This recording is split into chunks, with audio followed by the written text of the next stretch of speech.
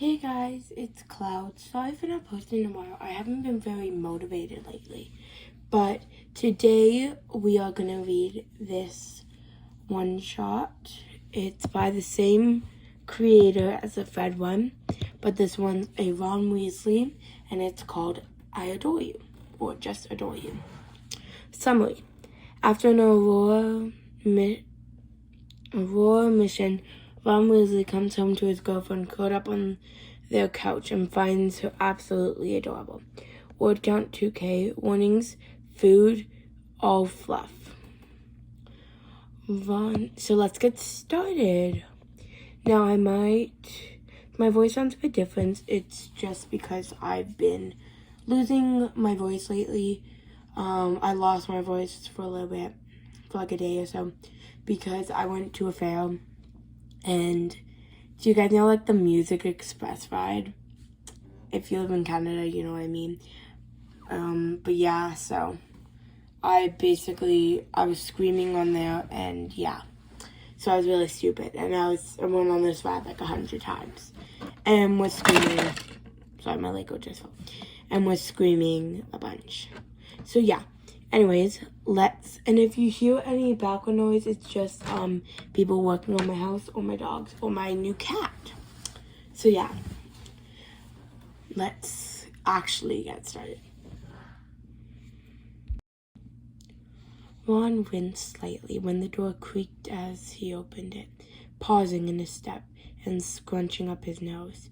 He waited for a moment before he slipped in through the doorway and shut the door behind him, using his hand as a buffer to keep the door quiet as he locked it. He slipped off his shoes, kicking them off to the side before shrugging off his jacket. He entered the kitchen of your shared flat, flicking on the lights and grabbing a mug out of the cabinet. His thumb ran over the smooth ceramic of the mug in his hand. It was gray and ugly, lumpy and uneven, but the memory of watching you so frustrated and determined to try out pottery had him smiling fondly, a low chuckle vibrating from his chest. He started the kettle and placed a lavender tea bag in the empty mug as he waited for the water to heat up. His stomach rumbled slowly, reminding Ron of how much time it had been since he'd eaten.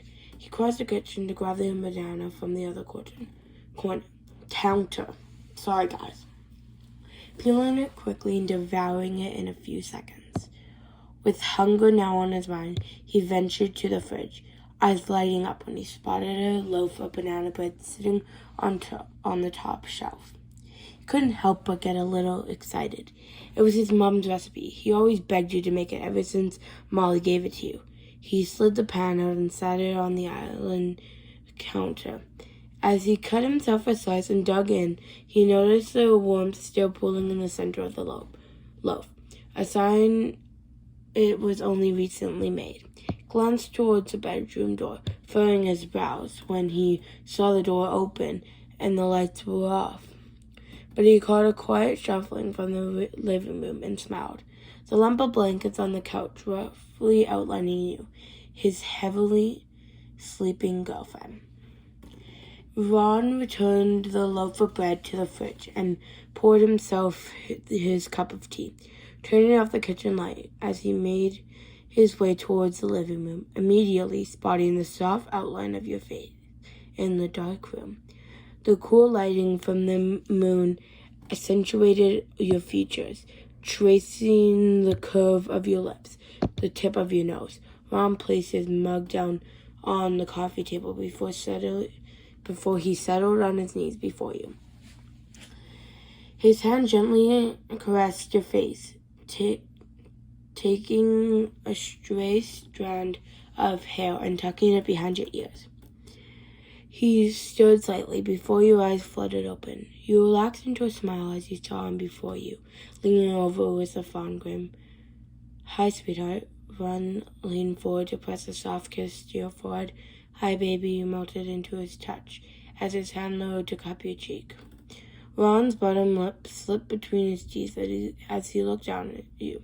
His thumb ran gently over your cheekbone as he noticed the tiredness in your eyes, which was no doubt due to your lack of sleep for the past few days. Ron was off on an Aurora mission and had just returned. He knew how worried you got about him and how difficult it was for you to sleep during those times. It made his heart warm. He never wanted you to feel worried, but the fact that he had someone like you waiting up for him to return home safe and sound meant much more to him. He slowly leaned down toward you, lips brushing lightly over yours. Your breath hitched in your throat at the initial reaction. Feeling him so close up to you after days apart. A smirk laid on Ron's lips before you kissed him fully. You sighed into him as he leaned into you. You were yearning to feel every part of him, to jog your memory with the way he felt and tasted. But Ron seemed to be on a different page. He knew his job was dangerous, and he saw wandered in his head before every mission that he might not make it home to you.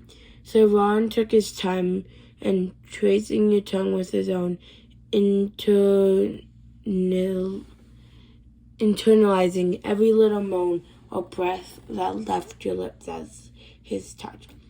Pause quickly, guys. I'm so sorry that I keep on messing up words.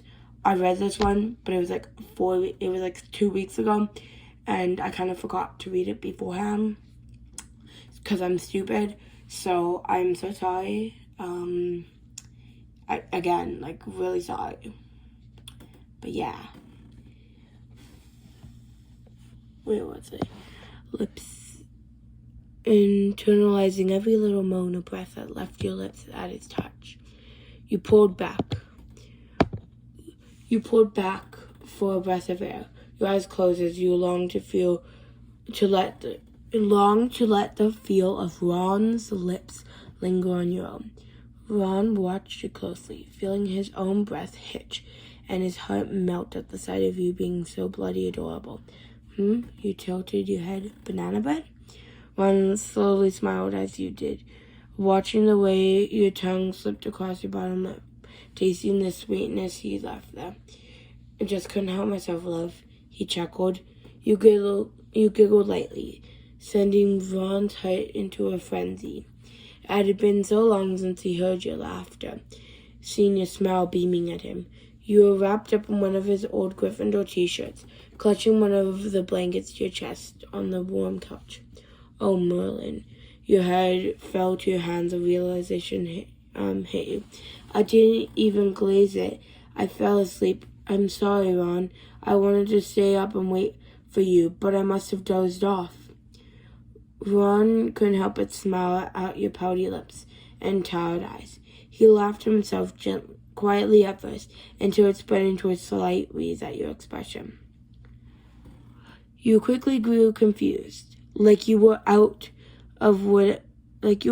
out of whatever joke Ron and only Ron was in on. But before you could question him, his contagious laugh had you giggling to yourself as well. Ron quieted down. Once he caught his breath, he cupped your face in his hands and pulled you towards him to peck your lips a few times, his stomach fluttering as you chased after his lips for another kiss. No need to apologize, darling, he shook his head. I'm just happy you're getting some rest. I know how worried you get. You leaned forward to rest your head on his shoulder, slightly from sleepiness, but also to hide your face. You knew he wasn't angry with you, but you still felt guilty for not waiting for him. Ron raised his hand to smooth over your hair before he pressed a kiss to the top of your head. How was it? You lifted your head to look at him. More importantly, how are you? Ron shrugged. It went all right, just a little sore. Guys, I cannot pronounce my R's. I'm so sorry. You narrowed your eyes slightly as you looked at him. Ron's brows raised at your accusatory state. The two of you had a conversation between glances before you gave in and said, okay, a lot sore. Before he finally gave in with a sigh. Guys, I am so sorry. I suck right now. Anyways, you exhaled a laugh before settling down again. Eyes wandering his face, you reach your hands out to brush a few ginger strands from his forehead, moving them to the side so that you could see his bright blue eyes looking down fondly at you. Your pointer finger brushed down the freckled bridge of his nose, earning a quiet giggle from Ron as your touch tickled him. You leaned up on your elbow and lifted up the corner of the blanket you were under, looking up at Ron, encouraging him to join you. Ron raised his brows. You don't want to go to the bed? I'm tired and this spot's warm, you whine. Ron shook his head, a playful grin on his pink lips. He shrugged off his trousers, leaving him in a pair of boxers and a long-sleeved shirt before he snuggled in beside you. You were thankful you bought such a large sofa for times like these, when you could lay close to Ron comfortably on your sofa. Ron sighed comfortably as you two settled in place. He laid on his back, with one hand behind his head and the other clutching your waist as his arm wrapped around you. You snuggled into your chest, inhaling his scent and letting your eyes flutter closed as you melted into the arms of your lover. I missed you, you sighed into him. Ron leaned down to kiss the top of your head. I missed you more, believe me. It drives me mad when you're gone. Ron laid quiet for a moment, processing the words that left your lips. Made him sad and a bit guilty. Although he knew it was one of the rules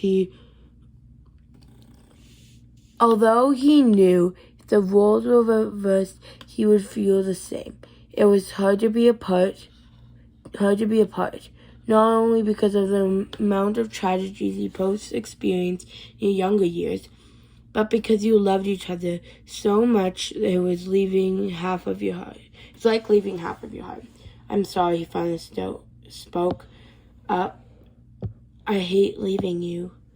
He exhaled a deep breath, letting yourself fall further into Ron's comfort. It was admirable how passionate and brave Ron was.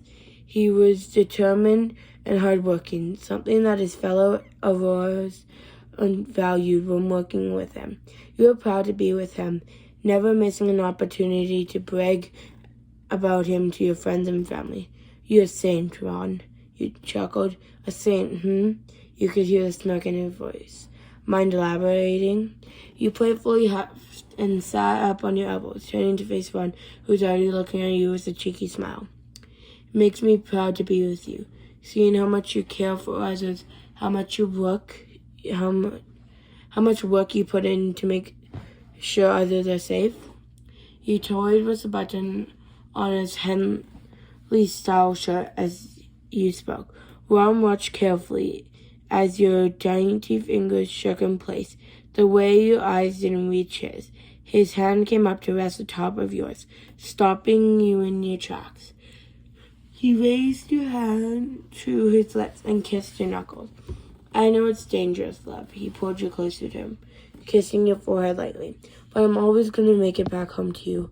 Can I get that in writing? You scoffed out of laughter. I'm being serious, Ryan. Ron spoke as his own laughter faded. You didn't respond, at least not verbally. Ron felt your clutch tighten on him, your hands gripping his shirt and your body shuffling closer to him. He sighed, grazing his thumb over your skin to comfort you. Look at me, darling. He reached up to lift your chin. I'm always going to make it back to you. And your adorable pouty face when you're upset. And your phenomenal cooking. He began giggling as Ron pulled you closer. He tugged you to his chest and turned on his side. spooning you as his hands clutched your waist tightly. He leaned down to press a few kisses on your neck, continuing with his rambling in between, and your beautiful face, and your sarcasm, and your terrible sportsmanship. His rant has memories flooding your mind. Memories of banter the two of you had back in Hogwarts, or the way you would get frustrated when he beat you in chess. With every kiss he placed to your neck and up to your cheek, you melted further into his embrace. All right, I get it, you breathed out as your laughter became too much to bear. You've made your point. Ron's hand on your waist swiftly flipped you around to face him, tugging your body closer to his as your lips collided with your own. As his lips collided with your own.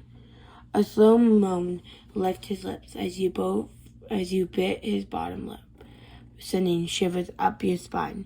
You leaned further into him, and his hand held your back. I adore you, he mumbled against your lips. You sighed happily, reaching up to wrap your arms around his neck.